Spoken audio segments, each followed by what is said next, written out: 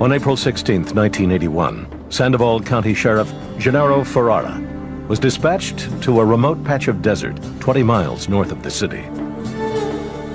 Among the rocks and sand, 2 gas company workers had discovered a body. It was a very gruesome sight. It was totally nude. There were no clothes on. The body had been burned off. And you could see where some predators, maybe coyotes, had tried to gnaw at the body. It was clearly a homicide. The body had been burned, the skull fractured. The crime scene yielded no clues about who killed this person. But a Medic Alert bracelet was found nearby, and it was quickly traced to a woman named Pamela Sue Barker.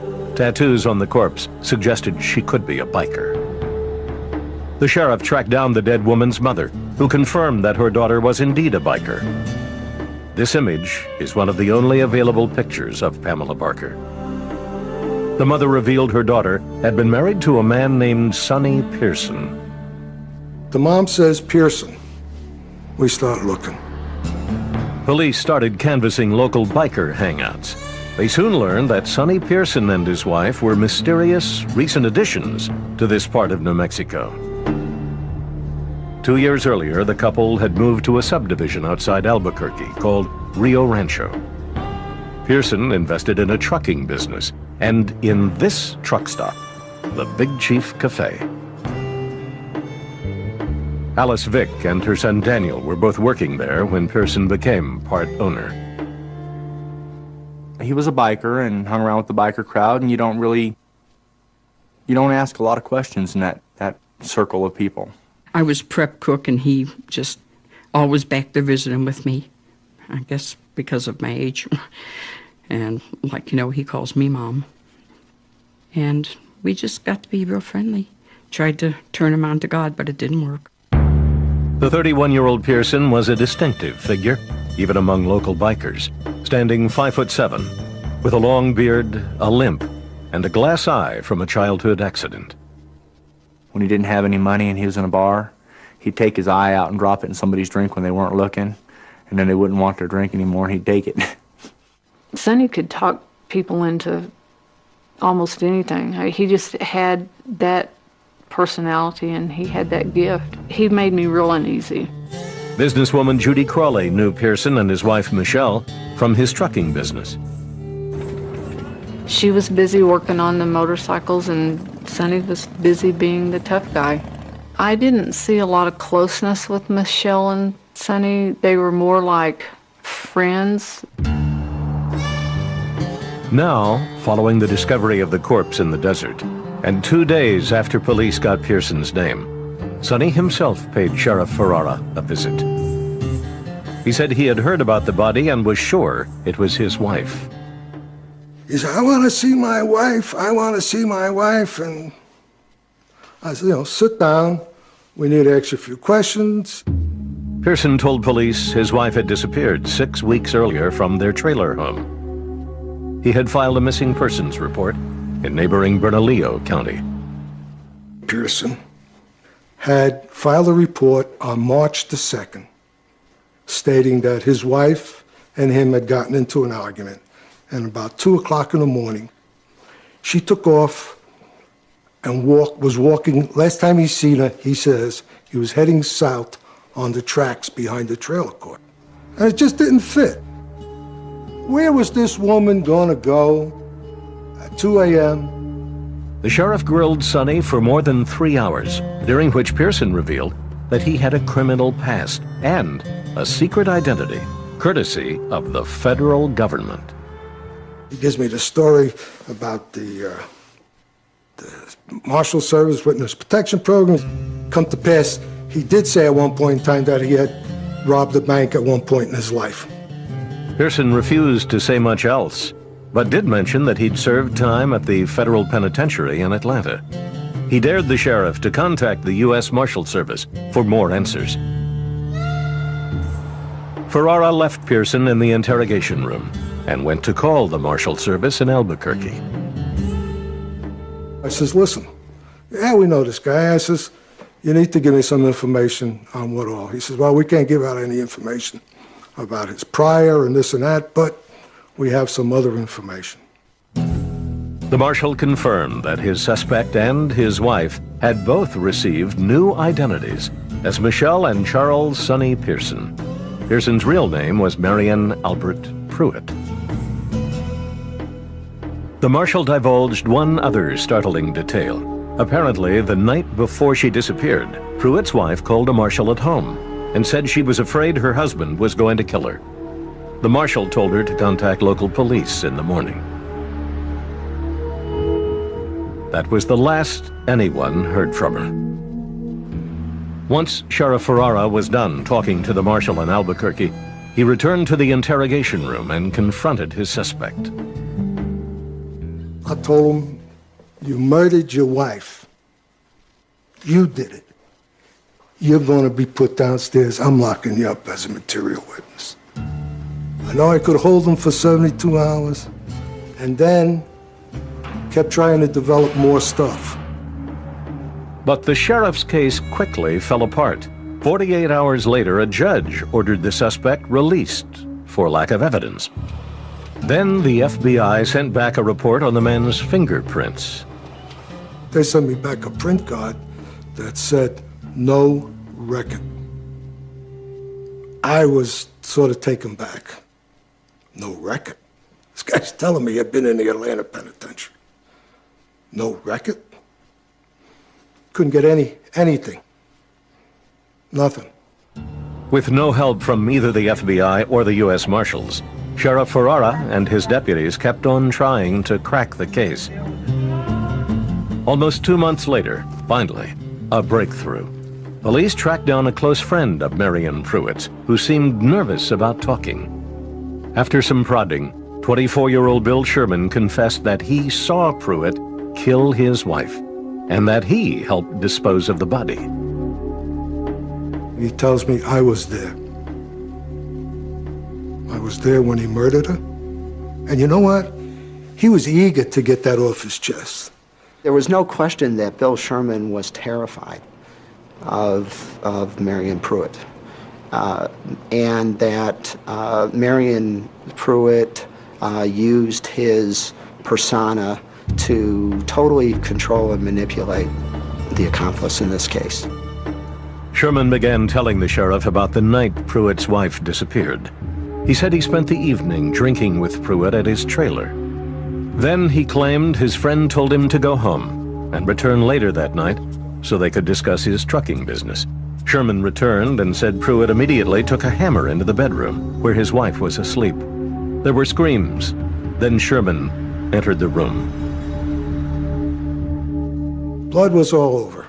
She was just fairly not even moving at that point in time. And then what they did is they took the body and put it in the trunk of a car and took it out to the Mesa, which is on the west side of Albuquerque here, and then burned it and left it. Based on this eyewitness account, authorities issued an arrest warrant for Marion Pruett, but Pruett had disappeared. Investigators later found out that before he left town, he had stopped by to see his employee and friend, Alice Vick.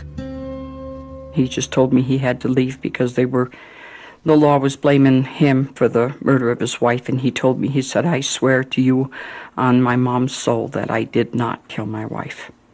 And those were his words when he left. Marion Pruett escaped New Mexico undetected and went on a nationwide crime spree.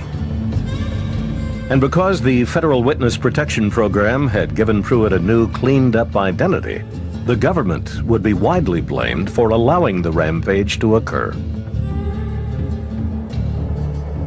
The guy that turns a wild animal loose to kill is responsible. It's not the wild animal. The wild animal is just doing what comes naturally.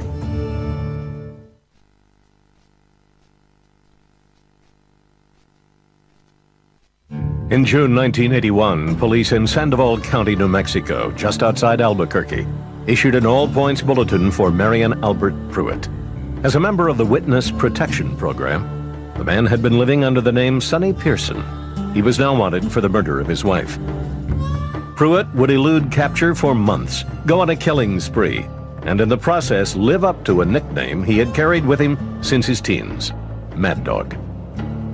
What caused him to become this way, how he became that way, I don't know.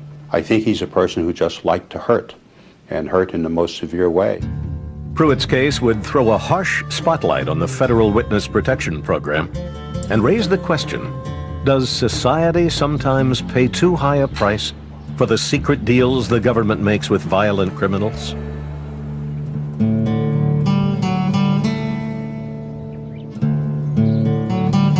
Marion Albert Pruett was raised in Charlotte, North Carolina. His childhood pursuits of baseball and roller skating gave way in his teens to a motorcycle gang and drugs. He took speed, smoked pot, and drank so much of the inexpensive brand of wine, Mogan David, that his friends started calling him by its street name, Mad Dog. Crime came easily to him, as did prison time. A 6-month sentence for petty theft at age 17 cemented a lifelong hatred of authority. He took to robbing banks, which earned him at age 21 a long stretch in the Atlanta penitentiary. 8 years later, in the spring of 1978, 1 year before Pruett's scheduled release, his cellmate and informant in a drug trial was murdered. The 28-year-old Pruett claimed he witnessed the crime and offered to testify if he could win a spot in the federal witness protection program. It fell to Gerald Shore at the U.S. Justice Department to consider the request. I would have to be convinced that that witness was very important to what I concluded was a very important case. Here an informant had been murdered, that would be a very important case. So Marion Pruett was placed in witness protection. He was paroled in November 1979, 11 months early, based on his cooperation with the government. He then married Pamela Sue Barker, whom he'd met while in prison. The U.S. Marshals moved the newlyweds to New Mexico and gave them new identities as Charles and Michelle Pearson. For about 9 months, the couple received a monthly stipend of $800 until they were deemed self-sufficient. Pruett bought into 2 businesses and made friends. He said he was happy with his life. He wasn't trouble, drank a lot, and I'd be chewing him out, telling him to eat instead of drink. And that's when he started calling me Mama. He'd say, yes, Mama, yes, Mama. But we never had any trouble with him. Always treated me great. But Pruett eventually did get into trouble. In August 1980, he was charged with disorderly conduct and resisting arrest after a barroom brawl. However, Pruett had no arrest record under his new identity, Charles Pearson. The judge had no idea what kind of person he was dealing with. So instead of a return trip to prison for breaking parole, Pruett received 6 months unsupervised probation. Just a few months later, Pruett's wife would turn up dead. Pruett became the prime suspect, but New Mexico authorities still could not get access to his real record.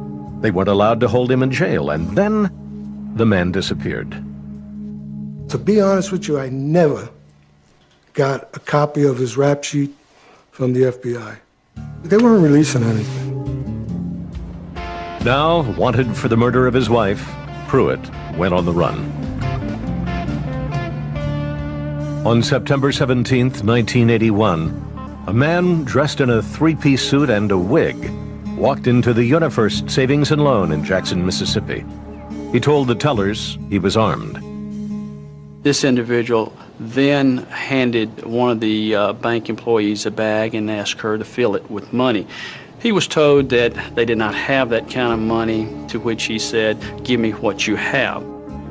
The suspect fled with about $7,000 in cash and a hostage, a 43-year-old bank loan officer named Peggy Lowe.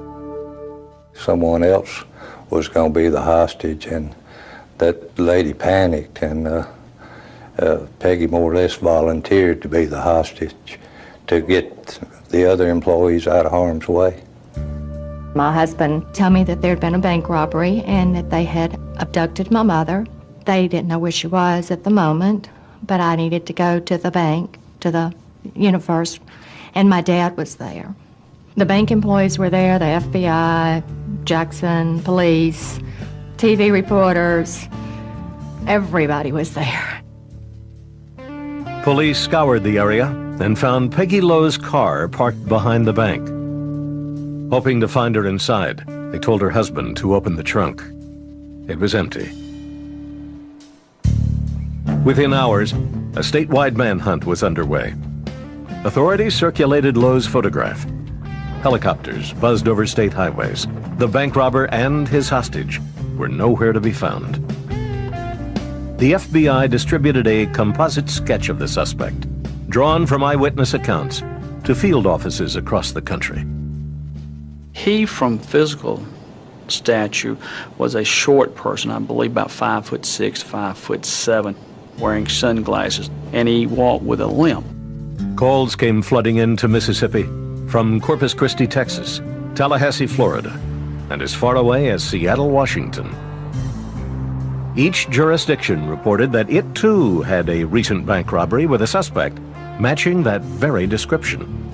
Fingerprint evidence soon confirmed it. Marion Mad Dog Pruett had hit all the locations. This was little solace to the family of the still missing Peggy Lowe. Life at home was waiting for the phone to ring, waiting for somebody to tell us anything. I was thinking, maybe there's hope, but really after the second week, I knew within my heart that I'd never see her alive on this earth again. And he wasn't done yet. In Fort Smith, Arkansas, on October 12, 1981, a gunman walked into a convenience store and abducted the night shift clerk, Bobby Jean Robertson. Her body was discovered shot to death in a nearby wooded area. The suspect had escaped with $163 in cash.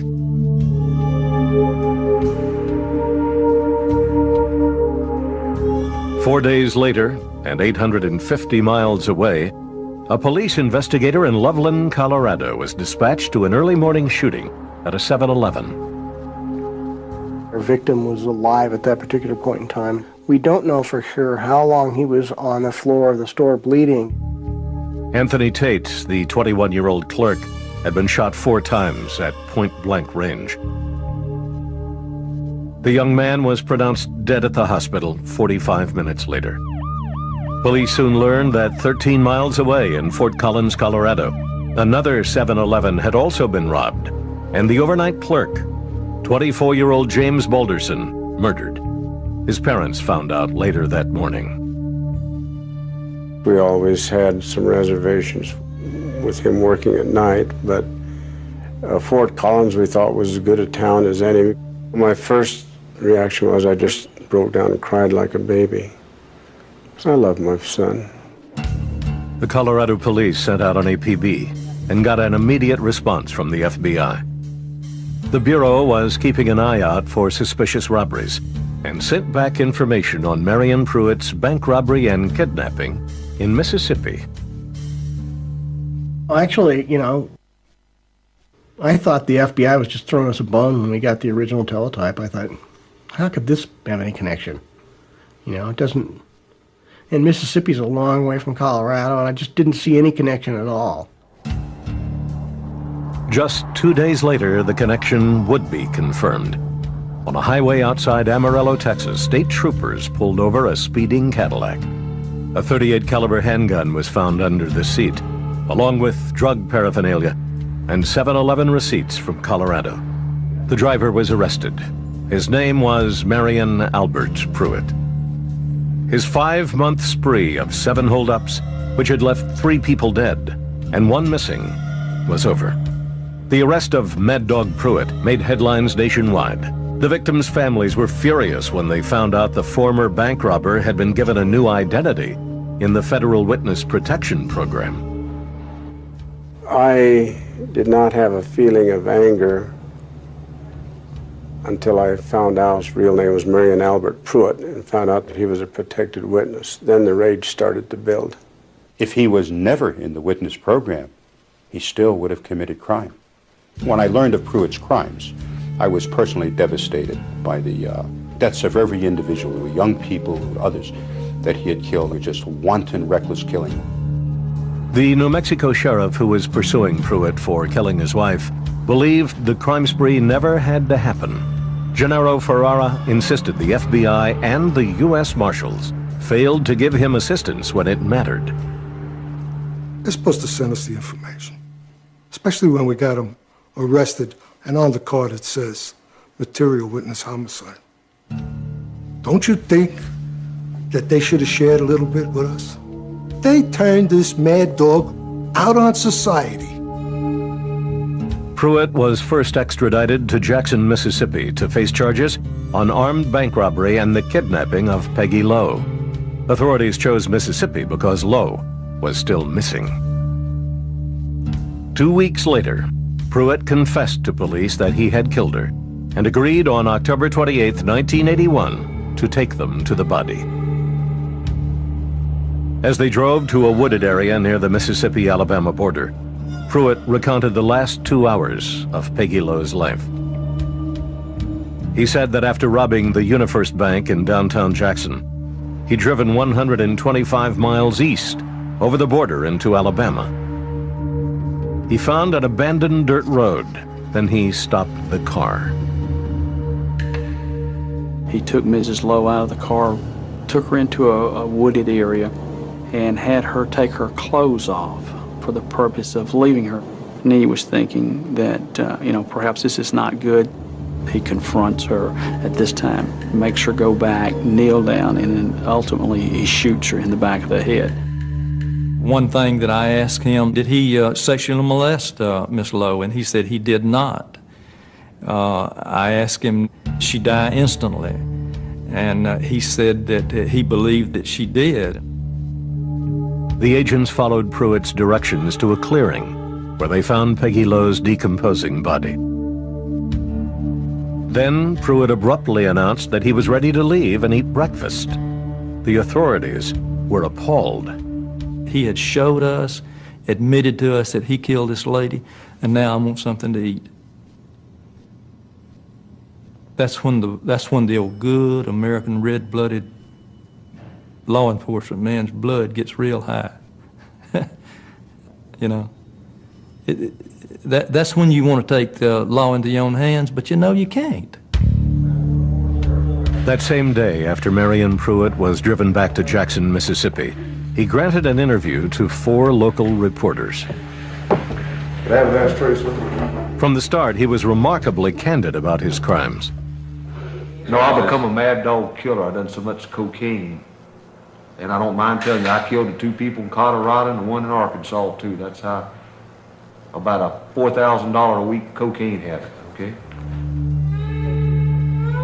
It was a stunning pretrial confession. Pruett explained why he had become a killer. He blamed it on drugs. Peggy Lowe's death was something that it was just, I was too high, it was accidental, and it was something that shouldn't have happened. You were high on cocaine? Yeah, I was. That and methadone with ether base and crank. Were you California crank. You think so? Okay, you said you were trying to embarrass the federal government. In what way? Pruett said he had harbored a grudge against the government since his first stint in prison as a teenager. Now Pruett added one more reason to be angry. He believed that the sheriff in New Mexico had told the press about his protected witness status. And they let them tell everybody there that I was a government witness, and so was my wife. In reality, that information was only released after Pruett fled. Pruett used his bitterness as an excuse. I started out just to rob banks and embarrass the government, and there was a killing involved. Then I got a little bit more crazier. He was so resentful that he was unwilling to give the government credit for capturing him. The police in Texas did not apprehend me. I let them catch me. Surely you're aware of that. Me with if I've killed 5 people and I got a 38 under the seat, what the hell am I doing going through town 69 miles an hour and not pulling a gun on them? It was a bizarre performance from a man who hadn't faced trial on any of his most recent crimes, the worst of which were murder charges for the killing of 5 people, including his wife.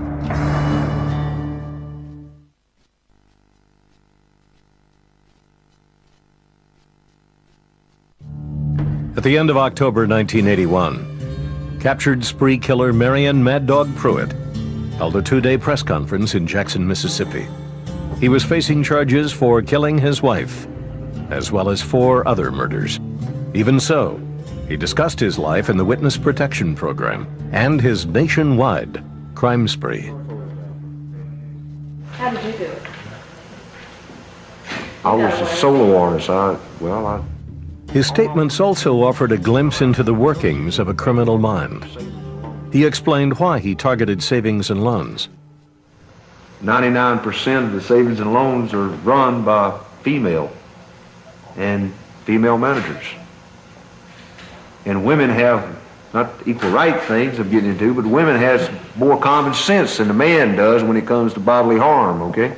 Where a man would try to play gun-ho. The FBI says, don't play hero. How much money would you say that you came across in these robberies altogether? Is there any way, or did you spend it quickly? Yeah, I spent it very quickly.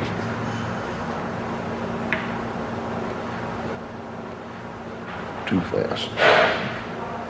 On what? Good living, I guess they call it. Was it a good living? Lonely, I guess, you know. Not as far as people around me and stuff, just lonely feelings, you know. It's like, what's that song they sung about the clown, but deep down inside, you know, he's a loser. Pruett addressed questions about his upcoming trials and what penalty he thought he should receive for murdering 43 Jackson area resident Peggy Lowe. I think the people of Mississippi want to see me dead just as much as I want to die.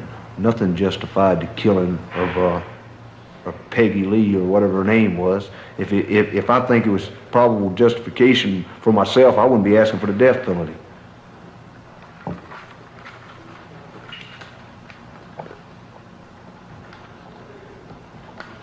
I killed an innocent person. It's that simple, okay? Do you think that you will gain anything by talking to the 4 of us? Or do you hope to gain anything by talking to the 4 of us? I hope I can gain the support of the people that will turn around and help me.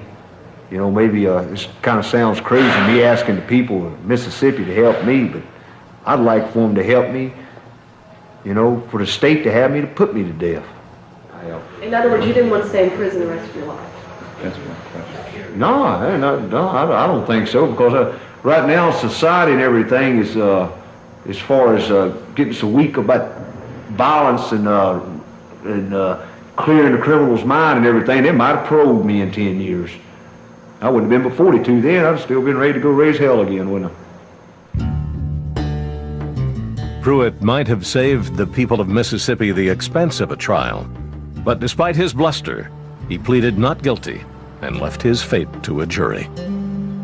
Pruett requested to act as his own attorney. The judge agreed, but appointed lawyer William Kirksey as one of his advisors. Kirksey didn't think much of his client, but he also didn't think Pruett was the only one to blame. Part of Marion Albert Pruett's crimes should be laid right on the lap of the United States government. They protected him. The people of Mississippi did not. The people of New Mexico did not, or these other states. Marion Pruett's trial for the murder of Peggy Lowe began in April 1982 in Columbus, Mississippi. If there were any doubts about the outcome, Pruett quelled them by insisting on taking the stand. There was some electricity in the air, there's no question about it, in the courtroom. Pruett recounted robbing the UniFirst Savings and Loan and how he took Peggy Lowe to the woods in Alabama and murdered her.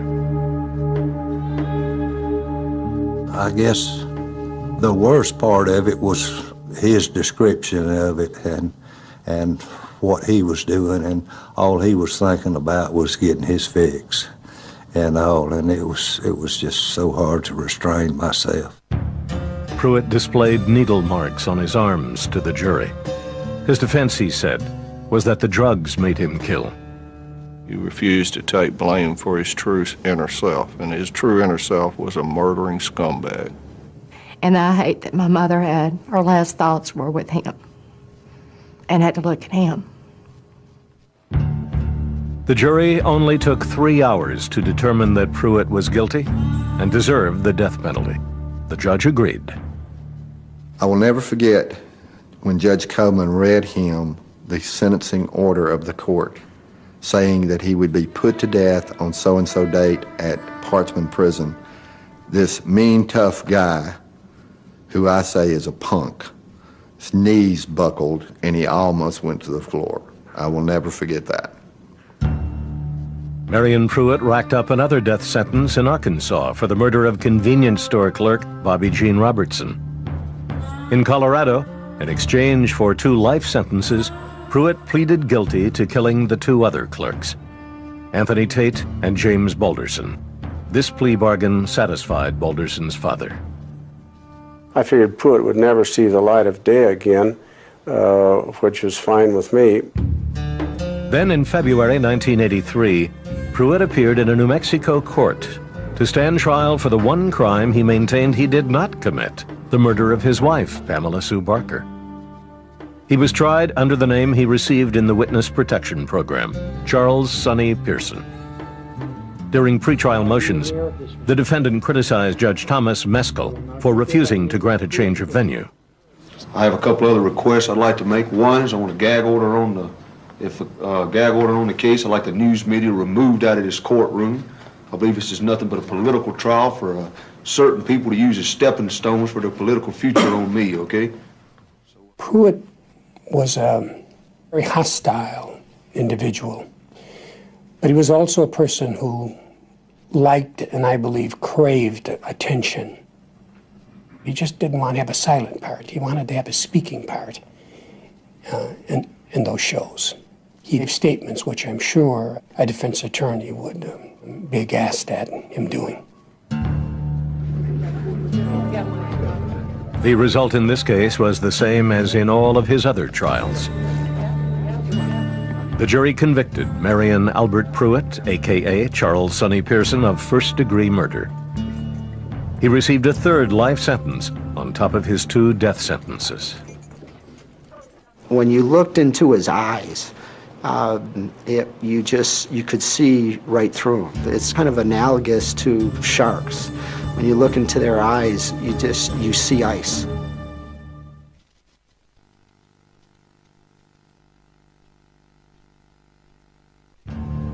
Marion Pruett, the self-proclaimed mad dog killer. By 1999, he had been on death row for 17 years.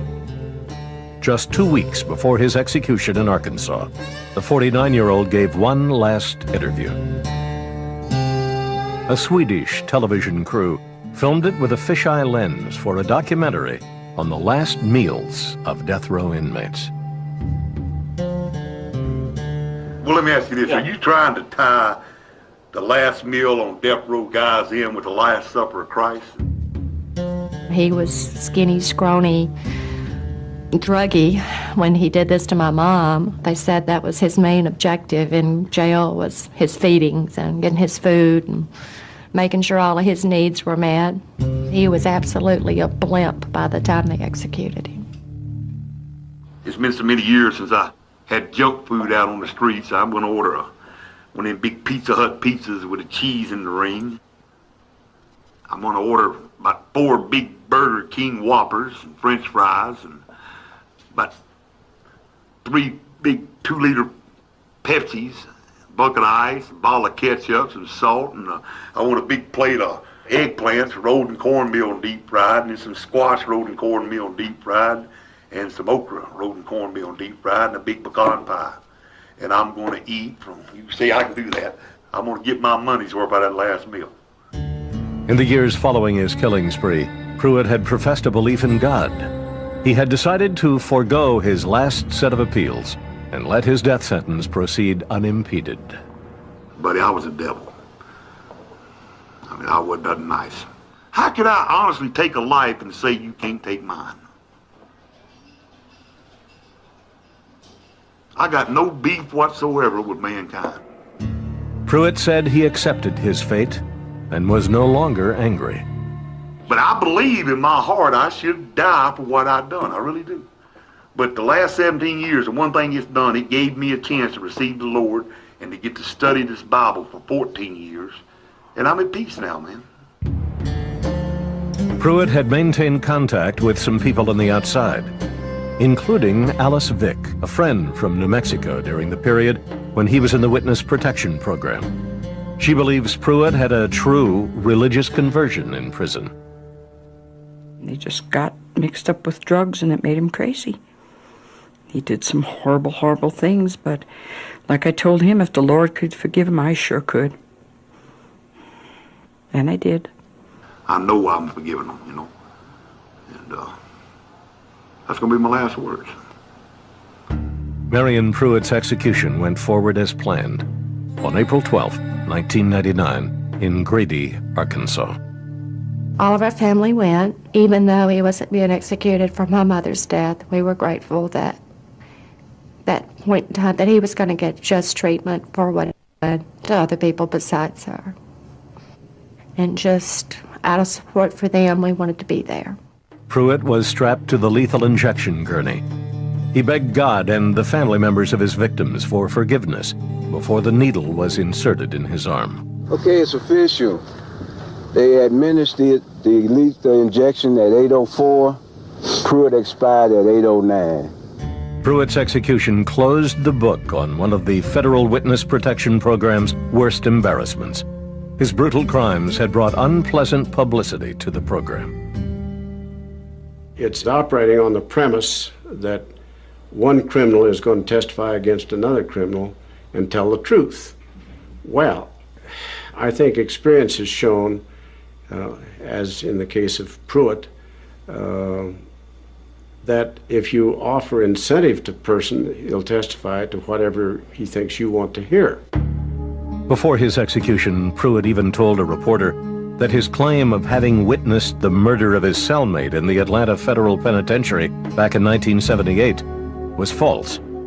That testimony had earned him his place in the Witness Protection Program. He now insisted that he was the real murderer. Justice Department officials deny Pruett's story, saying it was a lie spun to get attention. I think that was Pruett again trying to strike out and just hurt, but this time he can't strike with a gun.